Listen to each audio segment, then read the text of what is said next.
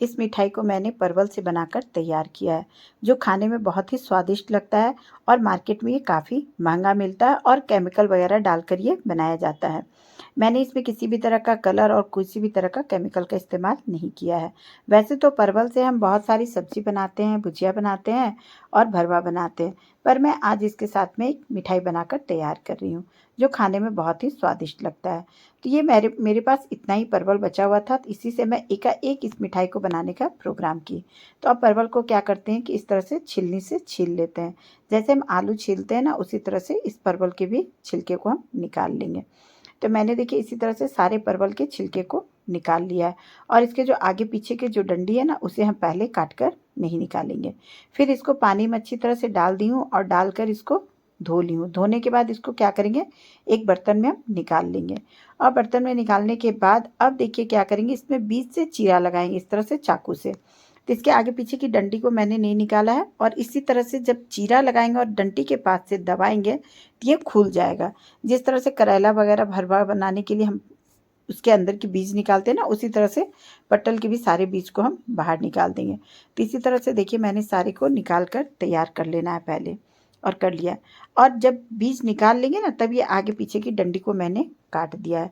तो इसी तरह से देखिए सारे पटल को बीच से चीरा लगा रही हूँ और बीच से दबाएंगे तो ये आसानी से खुल जाएगा और इसके बाद इसके अंदर के बीज को निकालना आसान हो जाएगा। तो इसी तरह से मैंने सारे पटल को पहले तैयार कर लिया है। अब जो इसके बीज है ना, इसे तो मैं हटा दे रही हूँ, क्योंकि मैं सब्जी भी बनाती हूँ ना, तो इसे ज़्यादातर हटा देती हूँ। अब इधर क्या किया कि बर्तन में पानी चढ़ाएंगे और इसमें एक चुटकी मीठा सोडा, जिसे हम बेकिंग पाउडर बोलते हैं, उसे डाल दी हूँ और जब पानी में उबाल आ जाएगा तब इस पटल को हम इसमें डाल देंगे और डालने के बाद इसको उलट पलट करके हम लगभग 4 से 5 मिनट ही उबालेंगे घड़ी देखकर। इसे ओवर कुक नहीं करेंगे। बस इतना ही करना है कि जितना में ये थोड़ा सा पटल सॉफ्ट पड़ जाए। और इसमें चाहे तो आप अगर कलर देना, जैसे मार्केट वाला ना खूब ग्रीन मिलता है, तो वो लोग क्या करते हैं इसी जगह पे फूड कलर डाल देते हैं। तो अगर आपको पूरा ग्रीन कलर आना चाहिए तो आप थोड़ा सा 1-2 बूंद फूड कलर डाल सकते हैं, पर मैंने इसमें किसी भी तरह का कलर का इस्तेमाल नहीं किया है।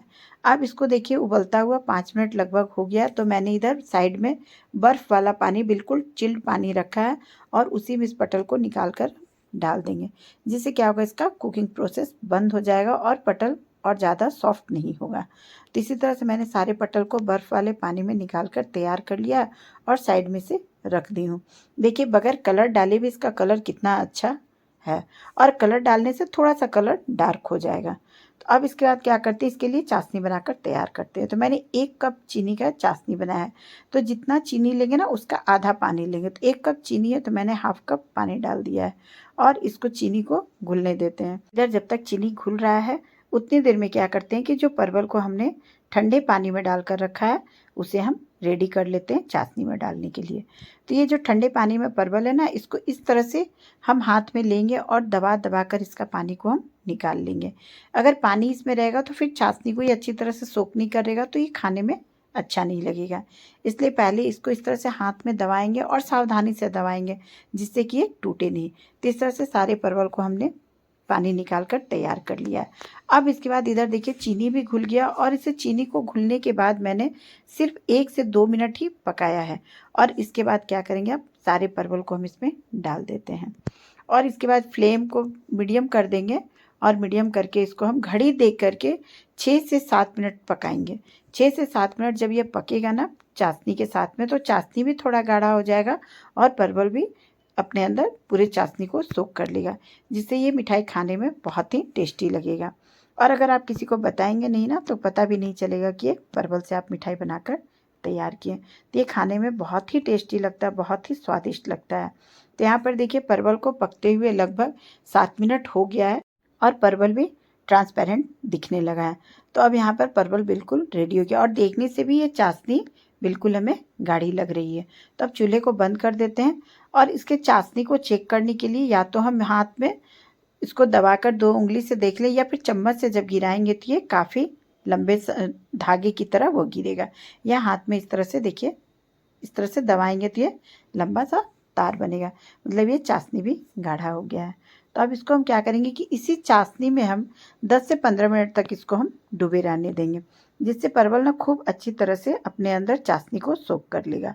और यहाँ पर देखिए 10 से 15 मिनट होने के बाद क्या करेंगे कि एक-एक परवल को हम सावधानी से इस तरह से बीच से जहाँ से खुला है ना, वहाँ से पकड़कर इसको हम निकाल लेंगे। जिससे क्या होगा, इसका एक्स्ट्रा जो भी चाशनी होगा वो सारा बाहर निकल जाएगा। वरना ये क्या होगा ना, बहुत ही ज़्यादा मीठा लगेगा। तो इस तरह से मैंने देखिए प्लेट के साइड में करके सारे परवल को रख दिया है। और यहाँ जो चाशनी बच गया, अब इससे आप जलेबी बना लेंगे या किसी और भी तरह का मीठा बनाने में इस्तेमाल कर सकते हैं, या फिर चिल्ला बना सकते हैं। और इस तरह से परवल रखने से देखिए सारा चाशनी टघड़ कर नीचे भी प्लेट में आ गया है। तो अब चलिए इसके बाद क्या करते हैं कि इसके अंदर हम खोआ भर लेते हैं। तो ये मेरा पहले से खोआ निकाला हुआ था, दूध को सुखा देने से गाढ़ा, तो ये खोआ बनकर तैयार हो जाता है। तो ये, और अब एक-एक परवल उठाएंगे और इसमें इस तरह से खोए को भर देंगे। तो यहाँ परवल की मिठाई बनकर तैयार हो गई। तो देखिए कितना अच्छा ये मीठा बनकर के तैयार हो गया है, जो खाने में बहुत ही स्वादिष्ट लगता है। और घर में ही रखे हुए सामान से बन गया परवल। हमारे घर सब्जी बनने के लिए आता ही है और दूध रहता ही है, तो दूध को सुखा लेंगे तो खोआ बनकर तैयार हो जाएगा। तो इसमें परवल, चीनी और खोए का सिर्फ हमने काम किया है। तो बस ये परवल की मिठाई बनकर तैयार होगी। इसमें वैसे में तलने वलने की कोई भी आवश्यकता नहीं है। अब इसको अपने मनपसंद हिसाब से इसको हम डेकोरेट कर देंगे। किसी भी ड्राई फ्रूट से कर दें, चेरी से कर लें, या फिर नारियल के बुरादे से कर लें। जैसी इच्छा हो वैसे इसको हम डेकोरेट कर सकते हैं। और एक बात और है कि मैंने एक बार इसी तरह से परवल को ना बॉयल करके इसी तरह से चीनी में, चाशनी में सारे को रेडी की। पर स्टफिंग करने के लिए खोआ की स्टफिंग ना करके मैंने मूंग दाल के हलवे को इसमें स्टफिंग करके बनाया था ना, वो भी परवल की मिठाई ना बहुत ही टेस्टी बना था। तो इस तरह से स्टफिंग आप अपने मर्जी से किसी भी चीज़ का करके तैयार कर सकते हैं। तो परवल की मिठाई को देखिए कटिंग करके भी दिखला रही हूँ, कितना सॉफ्ट और जूसी बनकर तैयार हुआ है। अब इसे फ्रीज में रखकर हम 1 सप्ताह तक आराम से खा सकते हैं। तो मार्केट से क्यों हमें खरीद कर लाना है, अब परवल की मिठाई घर पर ही बहुत आसानी से बना